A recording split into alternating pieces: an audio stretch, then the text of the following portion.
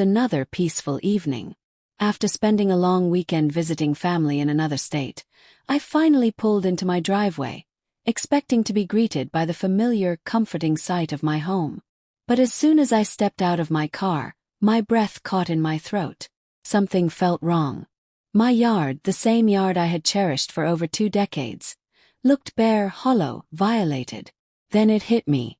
The towering trees, the ones that had stood tall since before I had even moved in, were gone. The trees that provided shade on hot summer days, that shielded my house from strong winter winds, and that were home to countless birds and wildlife had vanished. My heart pounded in my chest as I scanned the area, trying to comprehend the devastation before me.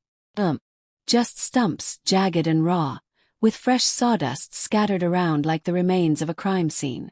It was a crime scene. My trees hadn't just fallen in a storm or been removed for safety reasons. They had been deliberately cut down. The anger bubbled up inside me, but it was the deep, sinking feeling of loss that hit me the hardest. Those trees weren't just wooden leaves. They were part of my life, part of the ecosystem, part of what made my home feel like home. And someone had stolen that from me. It didn't take long to find out who was behind it. My neighbor Karen, a self-proclaimed leader of the so-called beautification committee, stood smugly on her perfectly trimmed lawn, watching me with an air of satisfaction. She had always been an opinionated, self-righteous figure in the neighborhood, constantly criticizing people's landscaping choices, mailbox designs, and even the color of their shutters.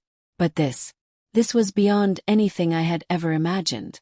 When I confronted her, she barely blinked. With a dismissive wave of her manicured hand, she claimed she had done the neighborhood a favor, that the trees were blocking the view and making the street look unbalanced. My hands clenched into fists as I struggled to stay composed. The sheer audacity of it left me speechless.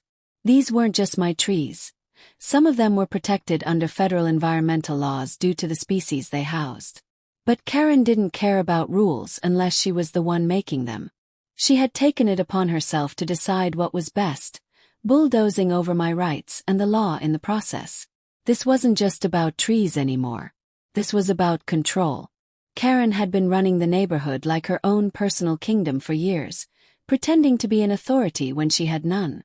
The truth was, our neighborhood didn't even have an official HOA. Karen had simply convinced enough people to listen to her, acting like a self-appointed ruler, issuing made-up fines,